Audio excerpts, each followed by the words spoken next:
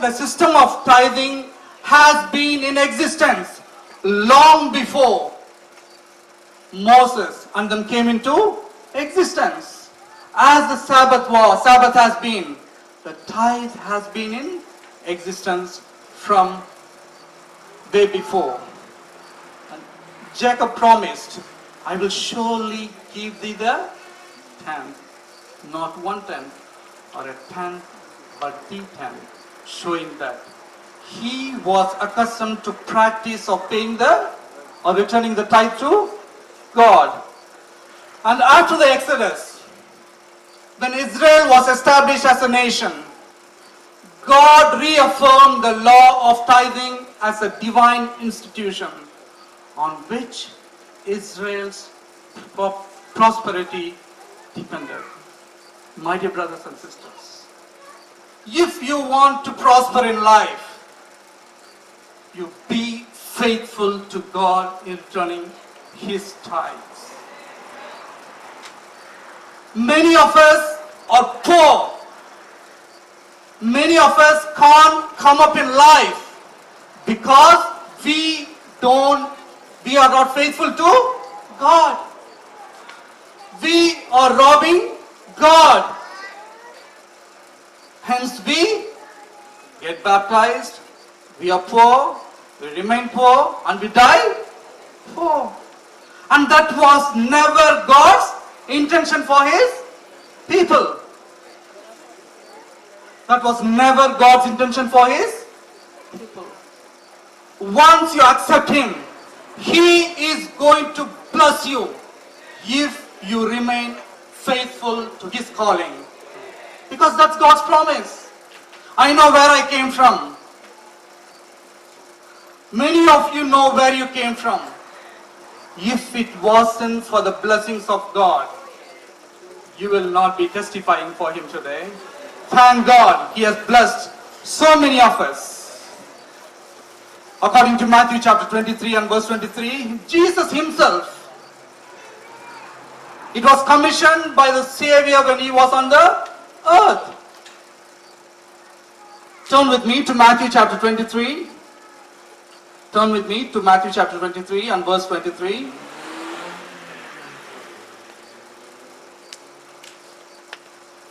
It reads, Woe unto you, scribes and Pharisees, hypocrites, for ye pay tithe of mint and anise and cumin, and have omitted the weightier matters of the law, judgment, mercy, and faith. These ought ye to have done, and not to leave the other undone. Jesus reaffirms that God's people ought to return their tithes. The word ought is conclusive proof that the tithing law was practiced in the Christian church. If this law was abolished and no longer enforced in the church, then Jesus neglected a good opportunity of saying, so, this ought ye to have done, and not to leave the other undone. Next slide, please. Apostle Paul, he endorses the giving or returning to God of your blessings. According to 1 Corinthians chapter 9, verse 13 and 14, it says, Paul is very clear and emphatic in recognizing the perpetual obligation of tithe law. He is emphatic in saying that they that preach the gospel should live of the gospel. Also remember that the preaching of the gospel antedates the time of the preaching of the Sermon on the Mount. The gospel has been preached since the time of Abraham, since the time of Noah. It has predated long before even Jesus came into the scene. So supporting of God's ministry through our tithes and offerings is essential. Use of the tithes. What is tithe used for? Tithe was given for a special purpose. For the support of the ministry. For the support of the work of God. According to Numbers chapter 18 verse 20 to 24, Deuteronomy chapter 10, 8 to 9, God asked me to return the tithe to the storehouse. According to Malachi chapter 3 and verse 10, turn with me to Malachi chapter 3. A lot of us have problem with this text.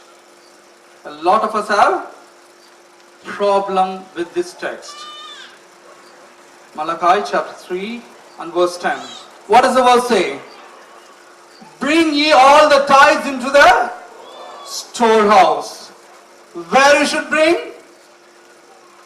Bring some of your tithes. That's what the Bible says.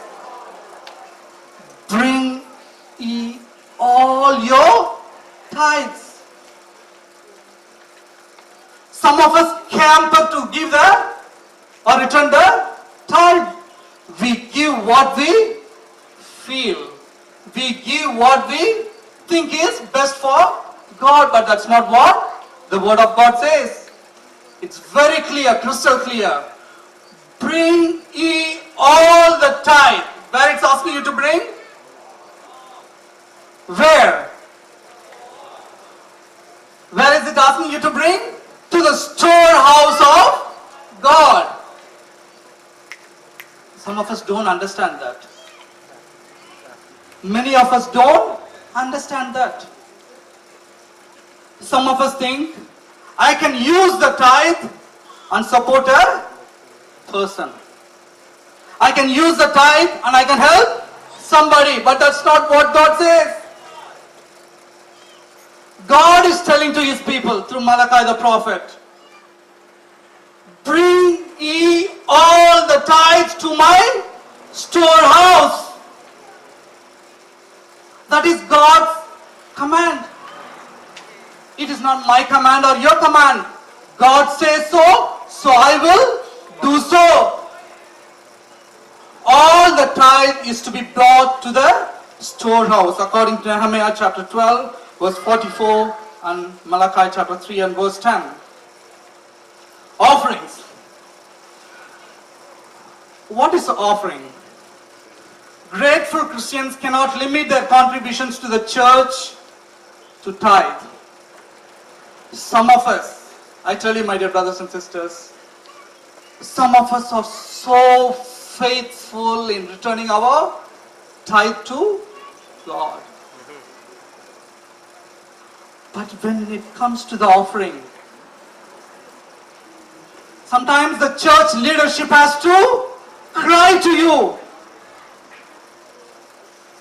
Sometimes we have to come in front of the pulpit and we have to beg you. That's not what God's intention is.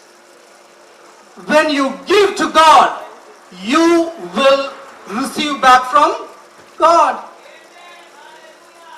Don't bother with what people do with your money. Just bring it to the God's storehouse. And you will see the blessings flowing in your life. We don't understand sometimes. In Israel, the tabernacle and later the temple were built from free will offerings. How was the temple run? By free will offerings. If you don't give, the church cannot function. If you don't give, the community service cannot do its work. If you don't give, the gospel cannot be preached.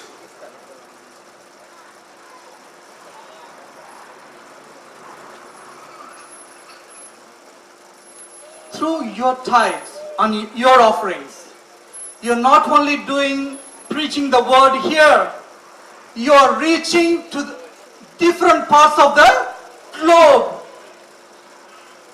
You are an evangelist in your own right.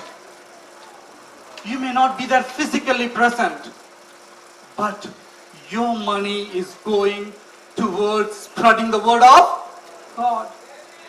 Don't you want to see people saved? Don't you want to see people blessed as you are? Yes, I want to see. I have received the blessing, so I want to share the blessing, what God has blessed me with. Free will offerings given from willing hearts. Next slide, please. An offering is no certain amount. The offering is given according as God has prospered you. Sometimes I may give $1,000 offering.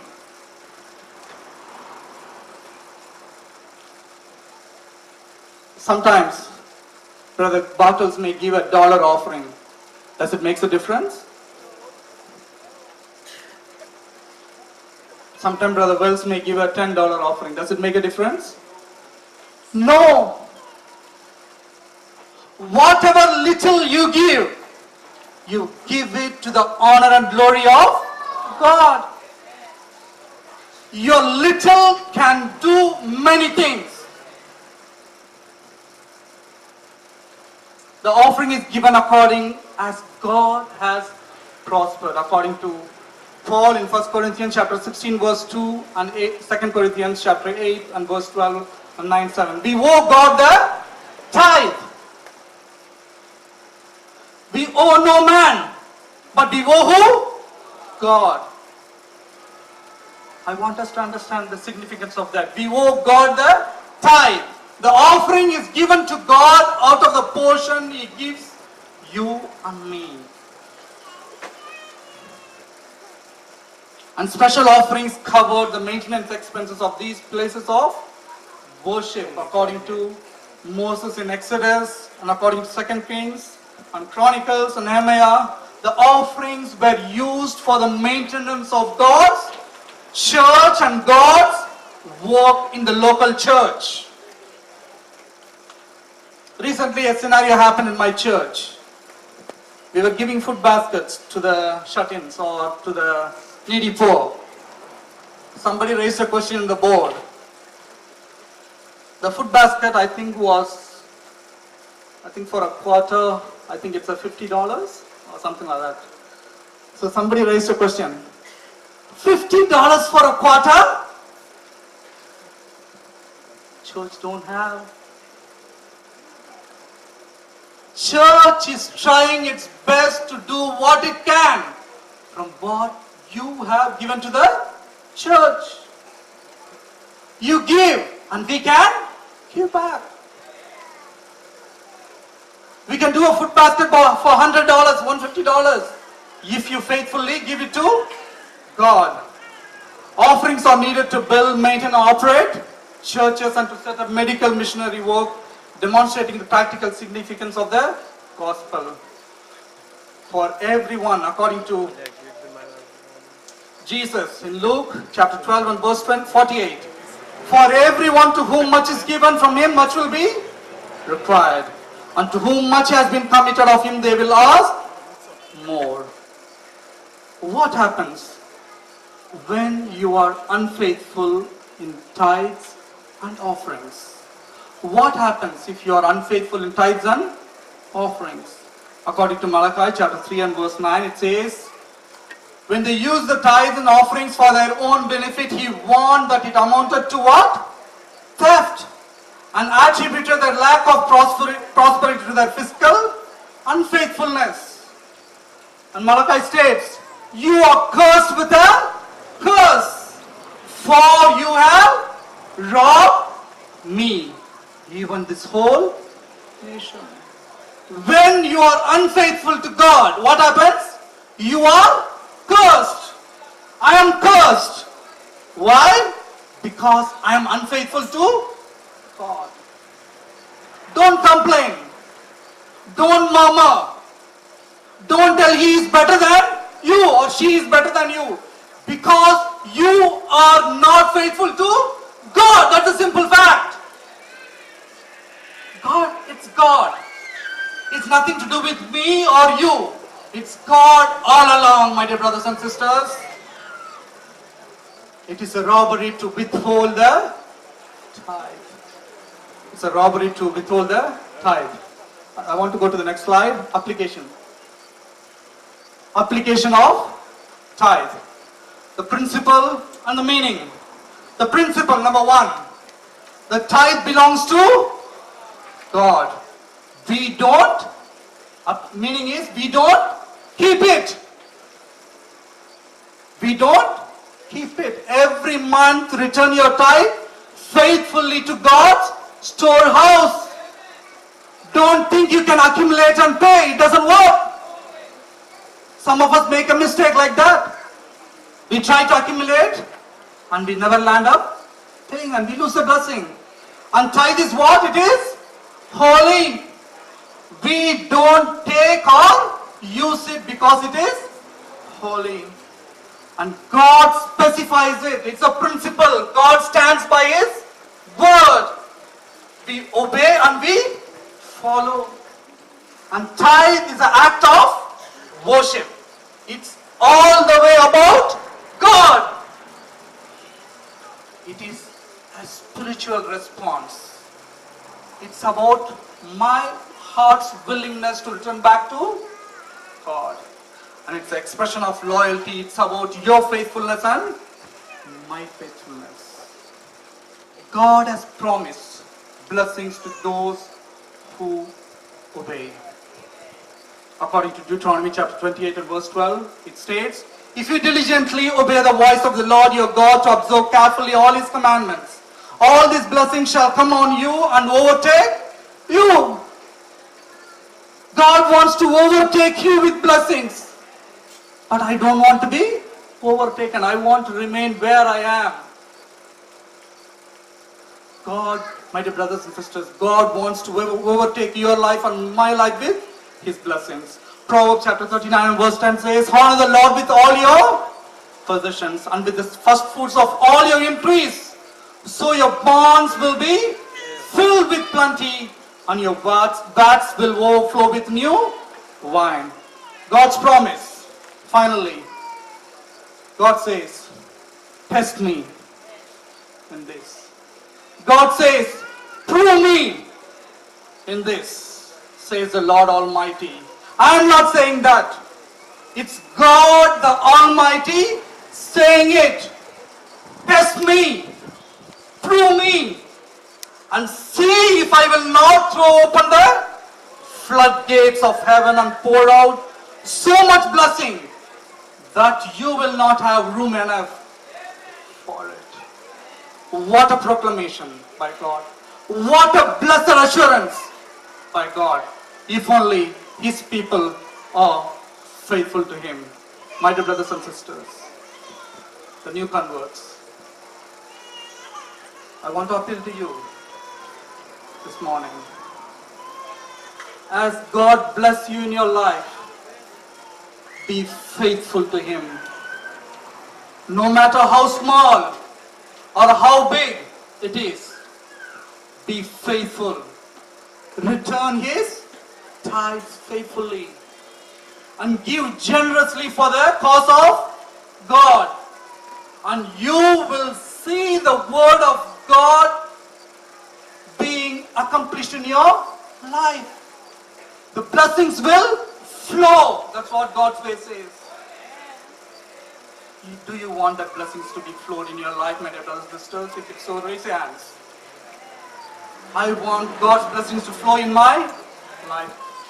May God help us as we continue to serve Him, continue to give for His cause and return His tithes, that we will always remain faithful no matter what happens. May God bless us all.